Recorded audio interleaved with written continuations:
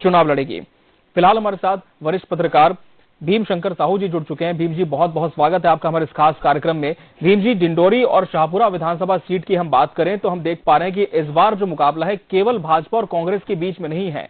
इस बार गोंडवाना गणतंत्र पार्टी के प्रत्याशी भी मैदान में है, आम आदमी पार्टी के भी प्रत्याशी हैं, वहीं निर्दलीय चेहरे भी हैं जो कि सभी दलों को चुनौती देते नजर आ रहे हैं।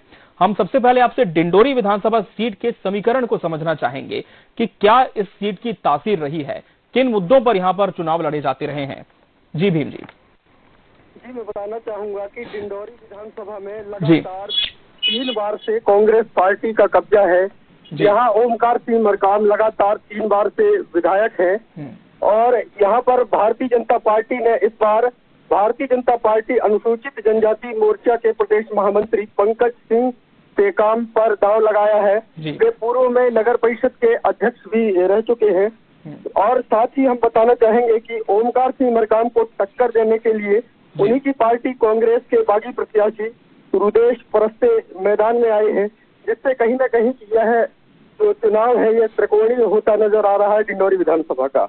यहाँ की बात करें स्थानीय मुद्दों की तो यहाँ पलायन की समस्या आज भी बनी हुई है। यहाँ रोजगार की इतनी अच्छी व्यवस्था नहीं है, जिससे यहाँ की जो आदिवासी जनजाति है वो कहीं न कहीं बाहर पलायन करने के लिए जाते हैं। मुख्य रूप से यहाँ बेरोजगारी चरम सीमा पर है।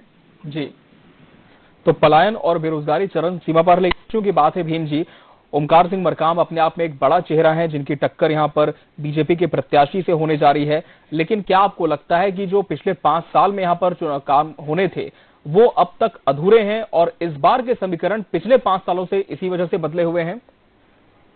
यहाँ डिंडोरी विधानसभा की बात करें तो कहीं न कहीं जनता आज भी ओमकार सिंह मरकाम पर अपना भरोसा जता रही है।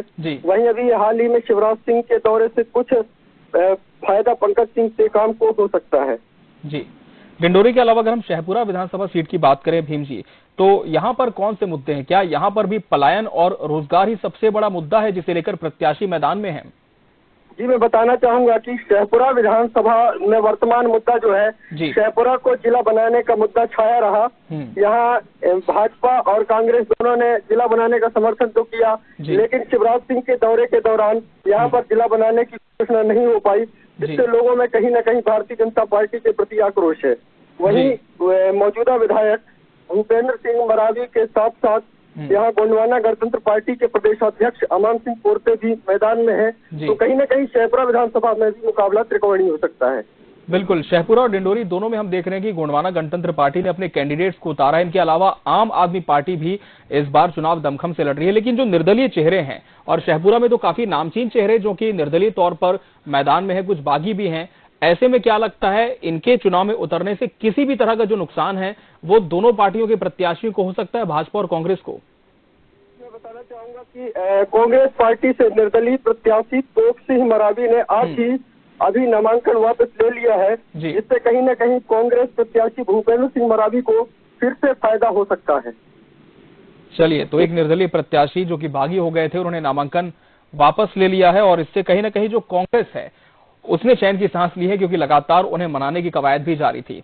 भीम शंकर साहू जी हमारे साथ जुड़े थे, वरिष्ठ पत्रकार हैं, राजनीतिक विश्लेषक हैं।